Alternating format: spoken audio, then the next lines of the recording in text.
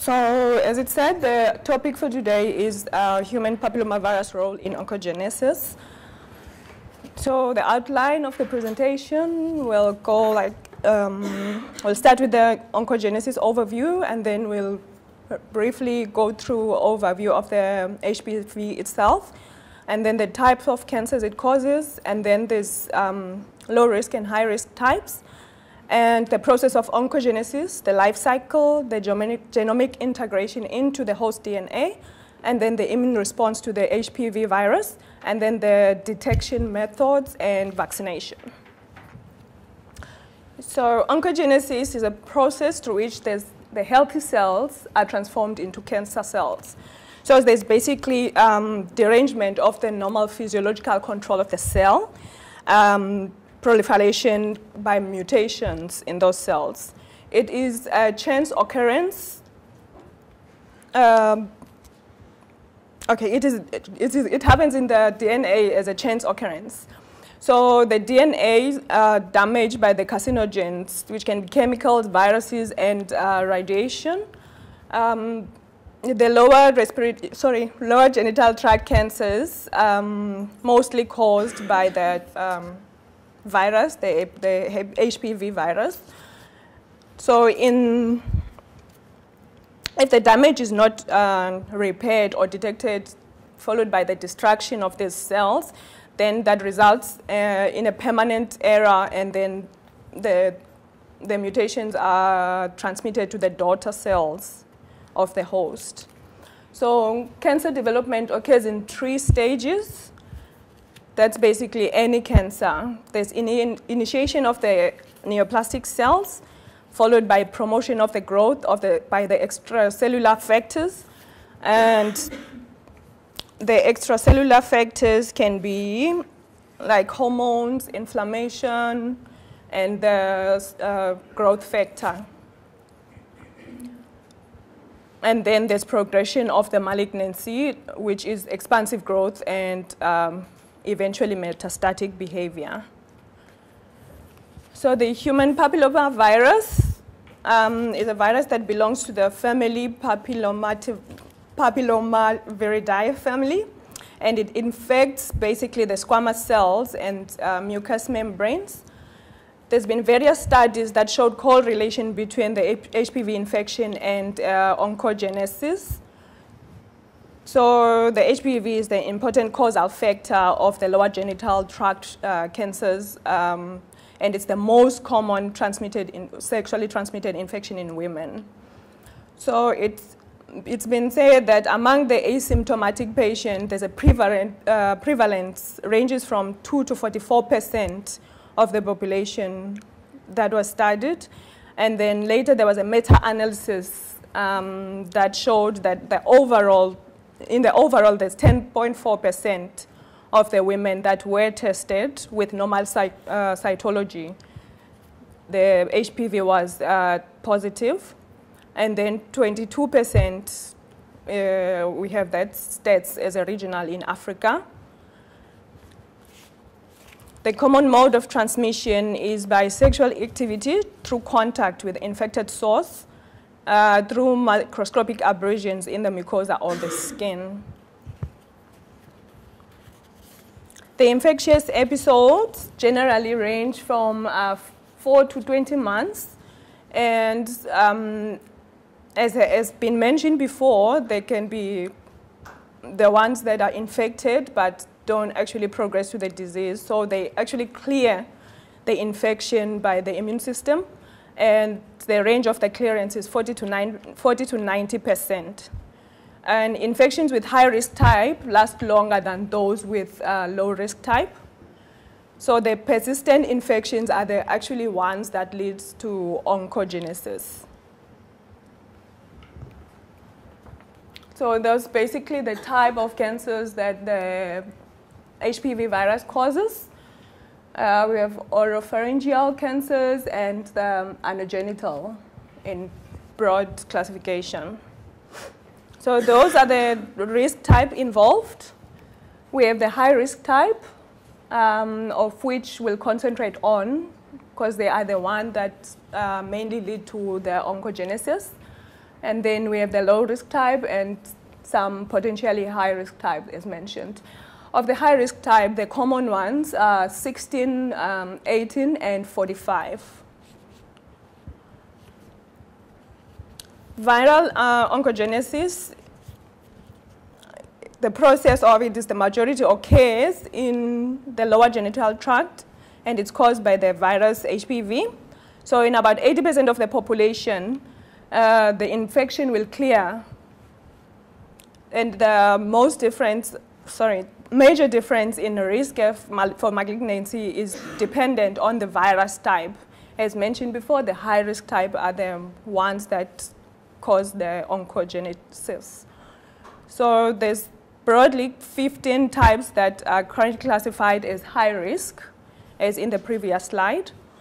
And of the 40 known anogenical HPV types, HPV 16 accounts for about 60% of all the cervical cancers. And there has been in the studies that showed association between HPV 18 and the adenocarcinoma of the cervix.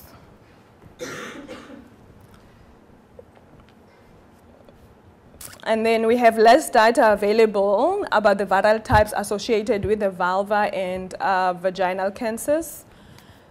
Several low-risk HPV types have been identified directly associated with vulval, vaginal, and cervical warts. So these are the low-risk type that have the limited oncogenic potential. Going on to the life cycle. So the HPV is a double-stranded circular DNA. It is small genomes organized into 3 stages mainly, early, late, and the long control region.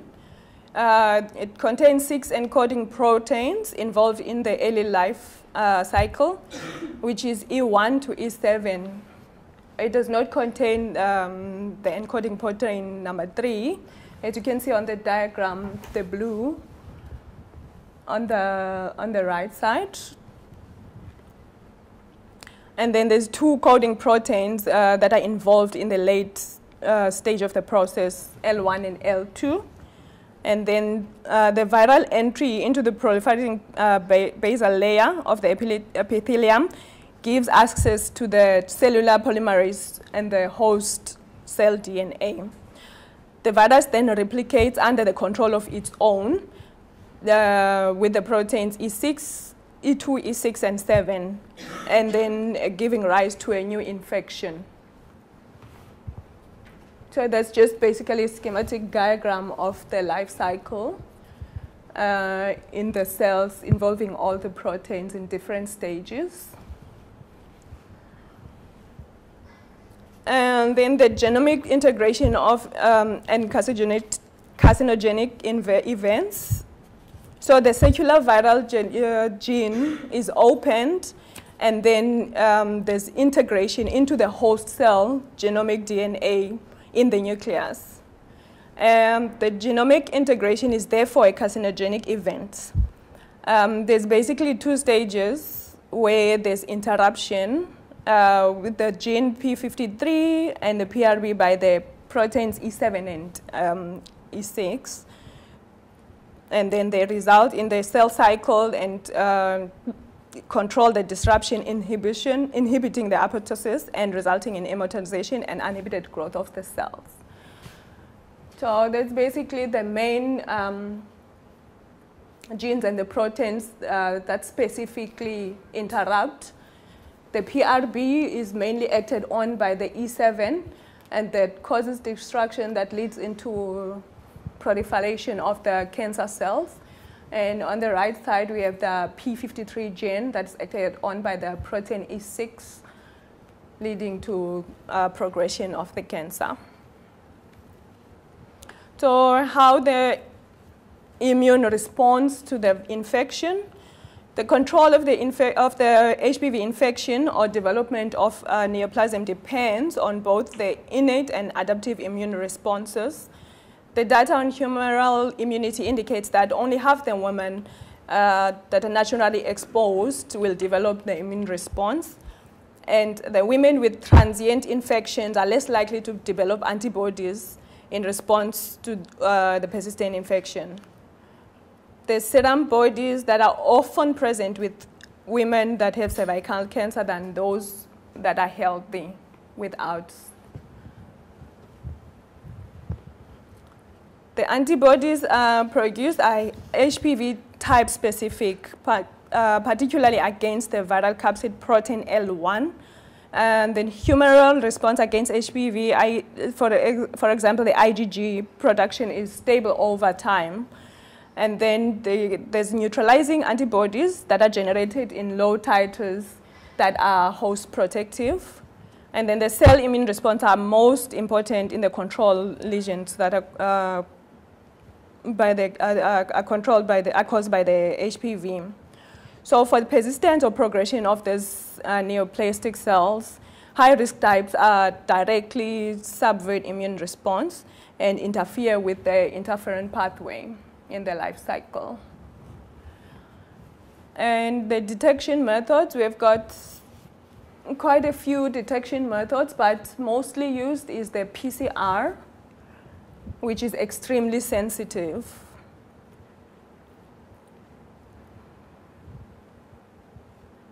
And the clinical application of the HPV testing is, as we understand, there's a strong correlation between the HPV and the CA cervix. It's been prompted in the research that use of DNA testing in cervical cancer prevention programs. Detection of the high-risk HPV DNA is suggested in some four clinical scenarios, which I haven't gone into detail. And then the DNA testing is more sensitive than the cytology, but we mostly use here in South Africa cytology. But hopefully in the near future, we'll use the DNA testing as a screening tool, as we do with cytology. And then the vaccination, basically there's two types of vaccines that are used, quadrivalent and bivalent vaccines. These are basically the administration schedules there, and then the types that it covers. And we recently introduced the Cervarix vaccine in the schools. So hopefully we will get to minimize the cervical cancer infections in the future.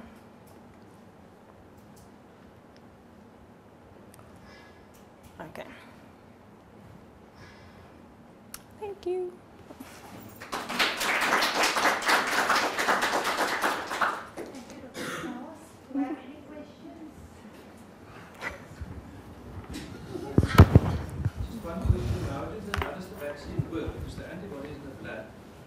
Itself gets infected, so before the antibody gets to the antigen, it's already encoded itself in the cell. I don't understand exactly how the antibody gets to the surface. Do they sit on the surface of the cervix?